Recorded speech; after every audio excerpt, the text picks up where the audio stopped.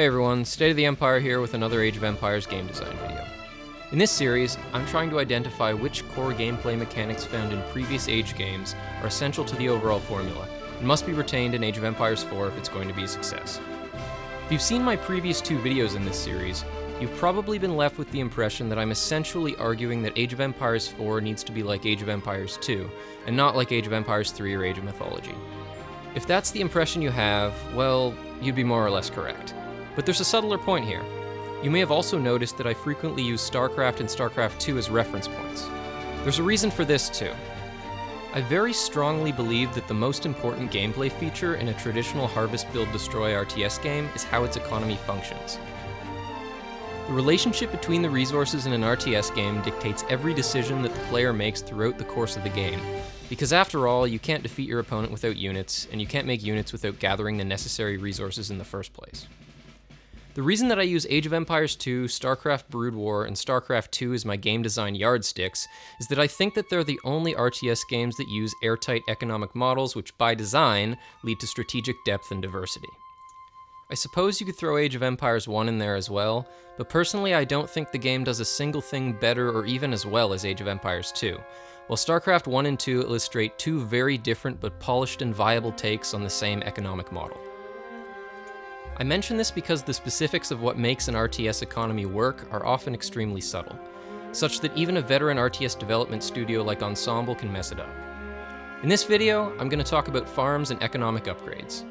Let's start with farms. In Age of Empires 2, farms contain a finite amount of food before they need to be replanted. In Age of Mythology, farms contain infinite food, and as such never require replanting. On the surface, this would seem like a reasonable quality of life improvement aimed at making the game more approachable to lower level players without harming the competitive viability of the game, but it isn't. What it is a fundamental alteration to the relationship between the resources in the game, and as I will attempt to argue, a ton of the depth of Age of Empires' economy vanishes when farms no longer need to be replanted. So why exactly is replanting farms so important? Isn't it just a pointless busy task to perform every time your farms run out? Well, no, not really. In Age of Empires 2, when you build a farm, what you're essentially doing is investing wood in order to be able to gather food over time. After you've exhausted your sheep, berries, and other natural food in the opening minutes of the game, every morsel of food you gather has a wood cost attached to it. In other words, you need a functioning wood economy in order to support a food economy. If you harass your opponent's wood line, it's sort of like you're indirectly harassing their food economy as well, in that you're limiting their ability to plant more farms in the future. This connection between food and wood is absolutely crucial to the Age of Empires formula. Remember that villagers cost food, not wood. In the first video in this series, I mentioned that food and wood collectively correspond to minerals in StarCraft, and that gold corresponds to Vespene gas. This is still roughly speaking true, but it might be fair to say that food is somewhere in between minerals and gas, because it requires an established wood economy to gather. As I also mentioned in the first video, Vespene gas, StarCraft's tech resource, is gathered at a much lower rate than minerals, its primary resource. As a mechanic, Vespene gas limits the player's ability to train higher tech units and research upgrades without expanding and consequently creating a window of vulnerability when the player is invested in a new expansion but hasn't yet reaped any economic benefits. On the other hand, the tech resource in Age of Empires, gold, can be gathered at a much higher rate. In StarCraft, this would be pretty silly. The reason it works in Age of Empires is precisely the codependent relationship between food and wood. It's sort of the opposite of StarCraft. In StarCraft, if you don't have any gas, all you can build with your minerals are basic structures and low-tier units. In Age of Empires, on the other hand, it doesn't matter how much gold you gather if your food and wood economies aren't properly balanced. You can't make anything other than monks with just gold. You need wood to gather food, and you need food to make workers.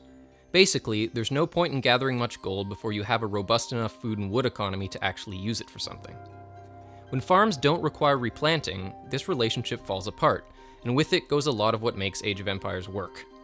The fact that Age of Mythology also did away with the concept of trash units doesn't help either. If you're unaware, a trash unit is a unit in the Age series that doesn't cost gold. For example, in Age of Empires 2, pikemen and skirmishers cost food and wood, and light cavalry just cost food. In Age of Mythology, all human military units cost gold. For the most part, it's as simple as this. Harass your opponent's gold mining operation, and he can't make any more units. Although Age of Empires 3 did subsequently reintroduce the concept of trash units, the game's economy itself was so watered down that it almost didn't matter. Not to mention the fact that most civilizations end up producing only gold units by the mid-game anyway. I'd like to take this opportunity to pause and apologize for the crude analogy I'm about to employ. The economy in Age of Empires 3 is kind of like a man in his 60s, approaching, the male equivalent of menopause. In Age of Empires 3, your need for wood diminishes as the game progresses. We might say the same thing about the happily married 60-something family man playing the game of life. You've already got all the houses, mills, and plantations you're going to need, and he's already had all of the kids he plans to have. You've already sent your early game wood shipments, and he's long since left his teenage spike in testosterone behind. You still need the odd bit of wood to make cannons, and he can still muster the resources to get busy with the misses from time to time. But the map is running out of wood, and, well, so's he. Joking aside, the relationship between the resources in Age of Empires 3 is fluid, messy, and unclear. Dutch workers cost coin, that is gold, instead of food, and Indian workers cost wood. Similarly, in Age of Mythology, Egyptian buildings cost gold instead of wood. I'm sure that Ensemble thought these were novel and interesting ideas, and they are on paper, but to me this just implies that maybe Ensemble wasn't entirely aware of why their core RTS formula worked in the first place. If your worker units cost gold, like with the Dutch in Age of Empires 3, then gold ceases to be a tech resource by definition, leaving it pretty unclear what each resource is for in the first place. The same sort of thing could be said for Indian workers and Egyptian buildings in Age of Mythology. Economic upgrades are another example of this concept. For those of you who are less familiar with Age games feature economic upgrades which improve the rate at which workers gather a particular resource. In Age of Empires 2, all economic upgrades cost food and wood. This is exactly how it should be, and this too is tied to the codependent relationship between food and wood. Food is required to build more villagers, and a robust wood economy is required to gather food. By costing food and wood, economic upgrades require you to invest some of your overall economic potential, that is, food and wood. It wouldn't really make sense for them to cost gold, the tech resource, or stone, which is only used for static defenses. But once again, this was changed in Age of Mythology, and the change was retained in Age of Empires 3. In both games, upgrading your food gather rate costs wood and gold, upgrading your wood gather rate costs food and gold, and upgrading your gold gather rate costs food and wood. The end result is that players tend not to plan for these upgrades so much as research them when they have too much of something and not enough of something else, rather than planning their build orders around these upgrades.